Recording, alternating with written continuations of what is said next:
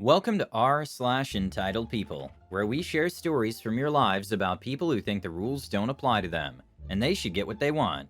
Thank you, friends, for subscribing to the channel, and for so many likes. And today we have 3 great stories, so subscribe, hit the like button, and let's begin. The first story. Super Tier Snowflake helps us enforce our shuttle policies with a guest, who works for her same company by threatening his job. The second story.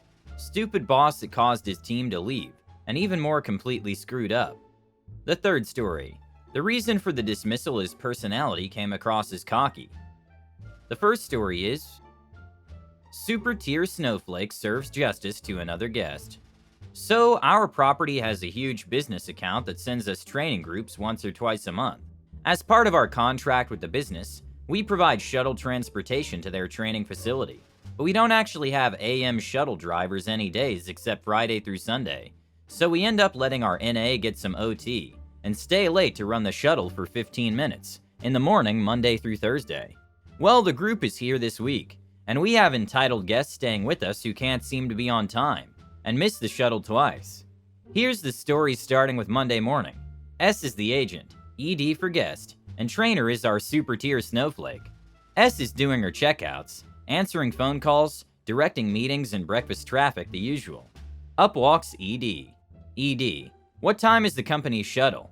S, 7:30 a.m. The driver will depart in about 20 minutes. ED, that's way too early. I'll need a later shuttle. S, I'm sorry, sir. We won't be able to accommodate a later shuttle this morning, since the driver won't be available again until 3 o'clock p.m. ED walks off towards breakfast without saying anything else. Around 8:10, ED comes back to the desk looking for the shuttle. NA has already run the shuttle and left for the day. ED, where's the shuttle? I need to go to work. S, I apologize, but the company shuttle left at 7:30, and the person that drove it has already left. Another driver won't be available again until 3 o'clock p.m. today. ED, this is ridiculous. Do you know who I am? I am over all mortgage lending in South Florida. S, once again, I apologize you were unable to make the scheduled shuttle. All our morning shuttles are done by appointment only, but I know you need to go to work, so I would be happy to call you a cab. ED, are you going to pay for it since you refused to accommodate me? S, unfortunately we won't be doing that today. ED storms off and leaves in an Uber. Then Tuesday happened. Once again it is S at the desk. Around 7:15, ED walks up to the desk with a plate of food, and eats it while getting his key redone. All the other trainees are standing about 20 feet behind him, waiting to load up already. He walks away and doesn't come back until 8.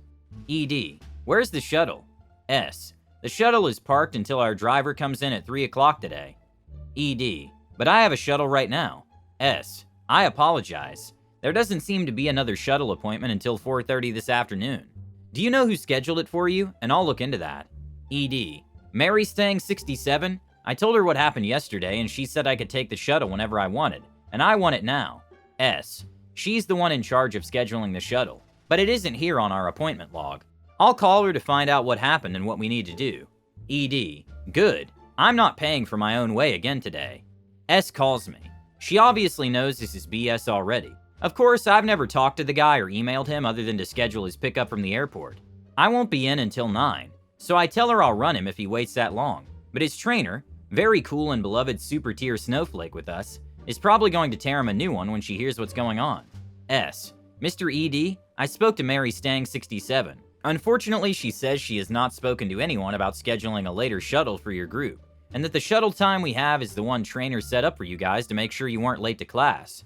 She will be in at 9 o'clock if you'd like to wait, and she will take you over in the shuttle. ED, I need to go now. You've made me late once again. I'll just need to Uber again. I can't wait until 9.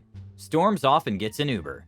When I get in, I double check my email for any special requests, make sure there are no voicemails, and pull the cameras from the last 2 days. It is a big account with us, and Trainer is a stickler about the shuttle times, so I want to make sure I have everything ready for her. When I have it all together, I go to email Trainer, and lo and behold, ED has emailed me with a complaint about the lack of service S is given, and her refusal to drive him to the training center. I respond and tell him as nicely as I can that Trainer sets the shuttle times, that we follow her schedule, and that I know she sends out the shuttle times to the trainees before they arrive. I also know that ED asked and was made aware Monday morning that 7:30 was the only available time for the class, to take the shuttle, and I would be reaching out to Trainer to see if she would like to make alternate accommodations just for ED. I email Trainer what's going on and give her a call. She's very upset with ED being late 2 days in a row, and is even more upset when she finds out both mornings he came by the desk before the shuttle ran, and then just didn't make it back on time. She told me he's not to be transported at any time other than 7:30, and she'll talk to him after class and inform his manager. Wednesday, Thursday, and Friday mornings have gone off without a hitch.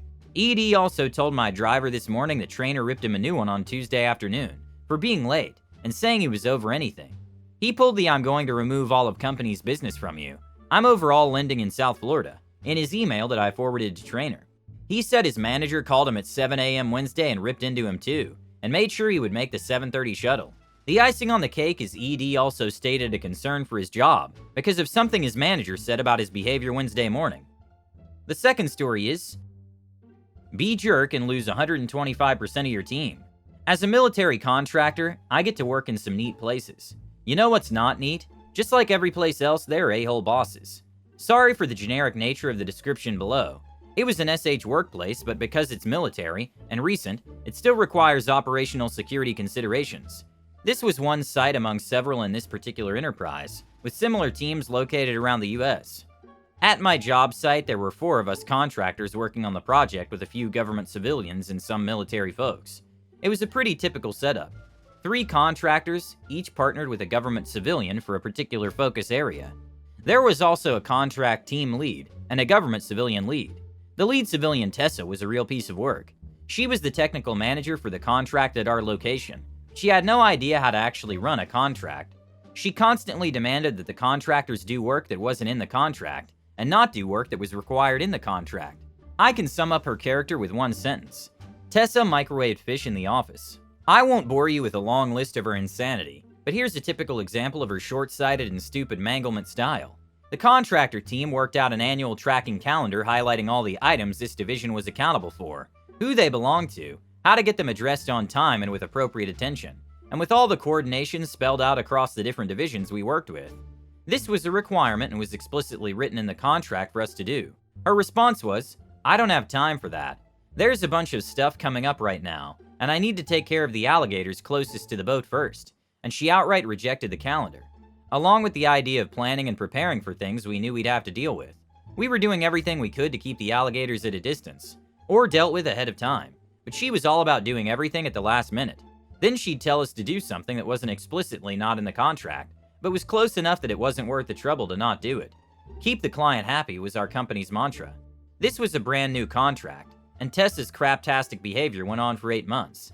Tensions had been simmering higher and higher as she rebuffed all of our attempts to accomplish contractual requirements, and she tried to layer in more and more extraneous crap. Finally, all 4 of us contractors got together to demand a meeting with both the government leadership and the contract leadership to clarify our roles and responsibilities. Tessa threw us all under the bus in that meeting, claiming that she could never get us to do any of the required work, and that any time she would get us to provide products, they were subpar. None of this was true. We were very capable and willing to go the extra mile, but were constantly fighting against the incompetence of her and her team of civilians. Our contractor team lead had already walked a month before the big meeting. He'd seen the writing on the wall and gave his 2 weeks notice. He headed out to work with some army buddies on a new business venture. Next up was our retired Marine contractor who was so livid with Tessa's BS in the big meeting that, while he'd already given 2 weeks notice as well, he changed it to 2 days notice and went to live off the grid with his wife. He couldn't leave fast enough for the sake of his sanity. I gave 2 weeks notice within a couple of days of the big meeting, and eventually found another contract. In my exit interview with my contracting company, the HR rep asked me what company and contract I'd be moving to. I responded, "I don't have another position lined up yet, but Tessa's so bad that I'd rather be out of a job than continue to work with her."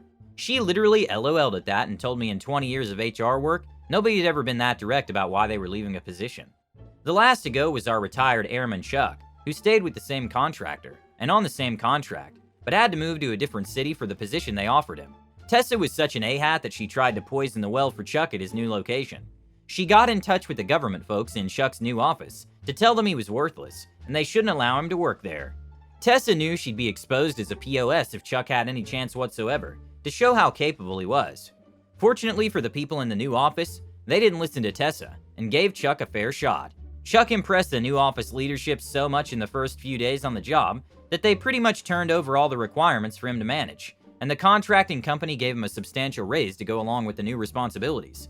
I like to tell Chuck that Tessa desperately needed him to show up at the new location and be a zero, but instead he turned out to be a hero. On top of that, Chuck managed to throw a ton of shade on Tessa by making his new location the performance standard for deliverables on the contract. This has continued to present day, so Tessa now gets the recognition she richly deserves as an SH leader who drove away her entire contract team and who can't do anything right. Her portion of the program remains one of the lowest ranked across the enterprise during the routine assessments. Cherry on top, Chuck's work is so solid that all the locations have been told to use some of his methods. Tessa's eating crow by being forced to adopt Chuck's solutions anyway. I said 125% of your team in the title, right?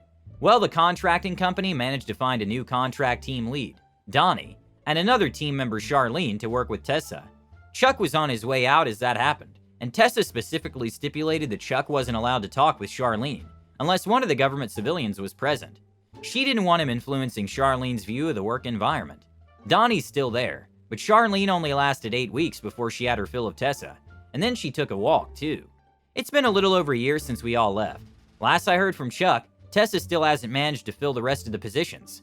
The word is out that her office is toxic and nobody wants to work with her. I even had 2 other contracting companies get in touch with me about working similar missions because of my background.